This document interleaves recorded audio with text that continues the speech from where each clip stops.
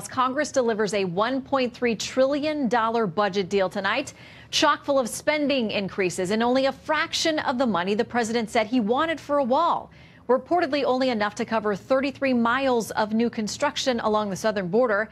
Is the White House going to embrace it anyway? Well, dozens of conservative Republicans are not, citing massive spending increases that include, they say, money for Planned Parenthood the GOP leaders vowed to cut, a new gun control measure, and no check on money flowing to sanctuary cities. It's all against the backdrop of what one prominent Senate Republican says is a new day in American politics. Senator Bob Corker says you, the voters, do not ask him about the issues. Quote, they only want to know if you're with Trump or not. Are GOP lawmakers, as one article today suggests, afraid of locking horns with the president for fear of keeping his base away from the polls come midterms? Corker adding the president's pull is, quote, more than strong. It's tribal in nature. Does Texas Republican Congressman Louie Gohmert agree? Well, he kicks us off on this Wednesday edition of Fox News at Night. Welcome, Congressman. Great to see you. Always good to be with you. Anytime. Okay, listen, you should be busy right now because you've got a 2,232-page spending bill to read. You're going to vote on it in a couple of days. How does that work? Yeah, do you remember in 2010 when we were not in the majority and we kept saying, if you give us the majority, we will read the bill. We had the signs, we read the bill, we will read the bill. And by the way, I did read Obamacare before I voted against it, but this is really tragic. A massive spending bill. And the truth is, the House did our job. We passed 12 appropriations bills, we had a budget, and the Senate didn't do their job. And it doesn't appear they're ever going to until, number one, we get rid of cloture, the 60-vote requirement, and go with 51. He's ready for it to go. Oh, yeah. President Trump's been great on that. And then and by the way, the Constitution only requires a majority. That was a superimposition by the Senate. It's not required. The Senate Majority Leader, Mitch McConnell, does not want to get rid of that. He says there are plenty of Democrats and Republicans speaking out saying they don't want to do it. If you'll look back before the November 2016 election, he will see that there were Democrats like Schumer that were hinting, maybe it's time to get back to, a majority ruling, and maybe we can't get it done if we do that kind of stuff. And it sure sounded to me like they were preparing to take the majority, get rid of cloture, and stuff it to McConnell and the Republicans. And the fact is, the Constitution requires 51 votes, just a majority. It doesn't require 60. That was the Senate's own rule. The Senate brought that goofy rule into the world, and the Senate with 51 votes can take it out, and I think they should. But the other thing, too, though, is we have got to make clear, and it didn't happen, but we've got to make clear to the Senate, look, we are not going to do another omnibus CR, anything of that nature. You have got to pass your appropriations bills. And I know we've got a committee that's looking into a new budget process that'll work better. But until the House says to the Senate, we're not doing anything until you pass your 12 appropriations bills. We can go to conference on those.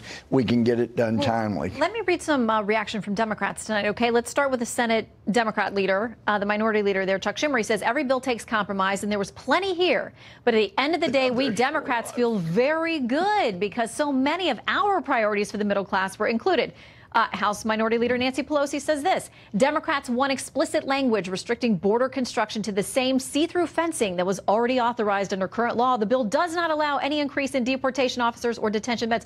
Why are Democrats so happy about this thing? I mean, because it's good for them. Well, they got their priorities in there, and we didn't.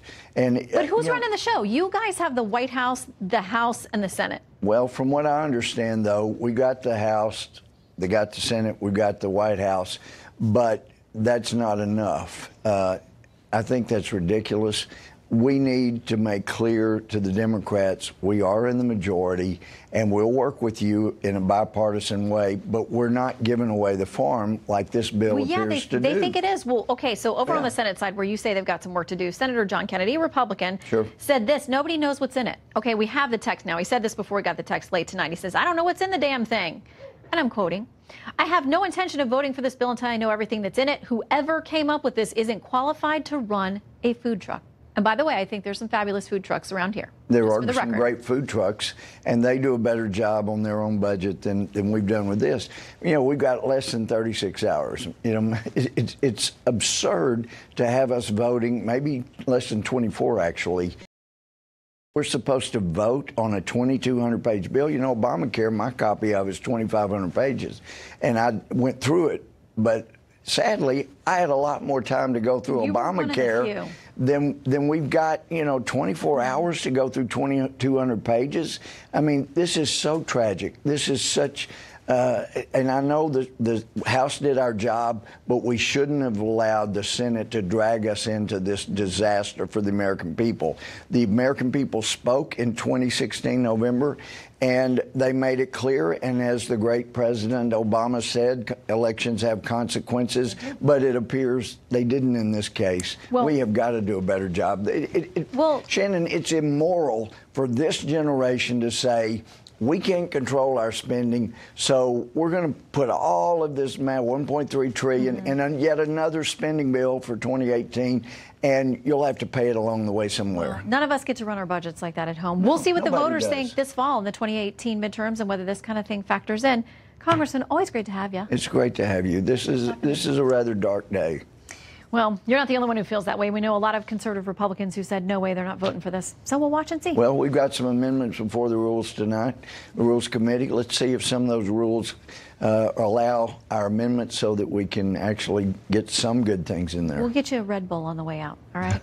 Thanks for stopping in. I got my Dr. Pepper.